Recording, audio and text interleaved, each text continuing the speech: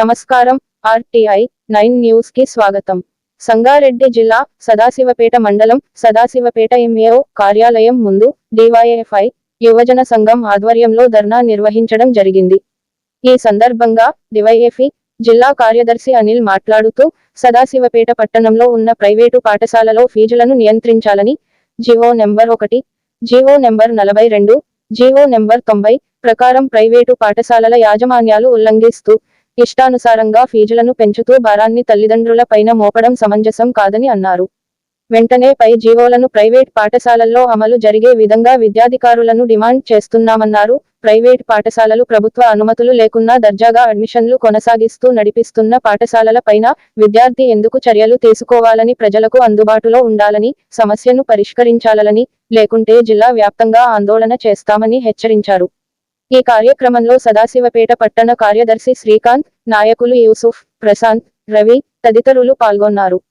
RTI 9 news reporter G. Shankar Goud. Office ముందు రావడం జరిగింది. ఎంఈఓ ఆఫీస్కు వస్తే ఇక్కడ అధికారి గదికి తాళం వేసి కనబడుతుంది. నిన్న కూడా తాళం వేసే ఉంది.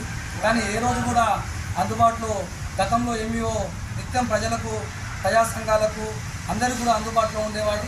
ఈ ఎంఈఓ వచ్చినప్పటి నుంచి మాత్రం ఇప్పటి వరకు అందుబాటులో ఉండే పరిస్థితి లేదు.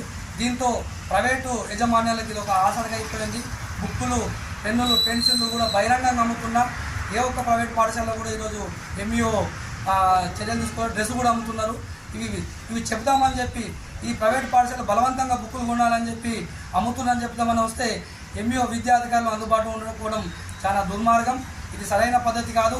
ఒకవైపు విద్యా సంవత్సరాలు ప్రారంభమై తల్లిదండ్రులు విద్యార్థులను స్కూల్లో పంపిస్తే వాళ్ళ రక్తాన్ని పీల్చి ఈరోజు వేలాది రూపాయలు ఈరోజు దండుకుంటున్న ప్రైవేటు పాఠశాలల్లో చర్య తీసుకునే విద్యాధికారులు నిర్ధమత్తులో ఉన్నారని చెప్పి ఈరోజు మేము డివైఎఫ్ఐ నుంచి ప్రశ్నిస్తున్నాం.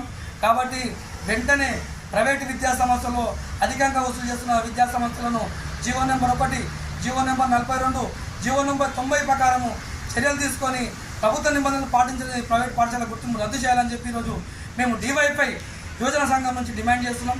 లేదంటే పెద్ద ఎత్తున ప్రైవేట్ పాఠశాలల ముందు ధర్నాలు నిర్వహిస్తాం. దానికి విద్యార్థిగారుల బాధ్యత వహించాల్సి ఉంటుందని చెప్పి ఈ సందర్భంగా తెలియజేస్తున్నాం.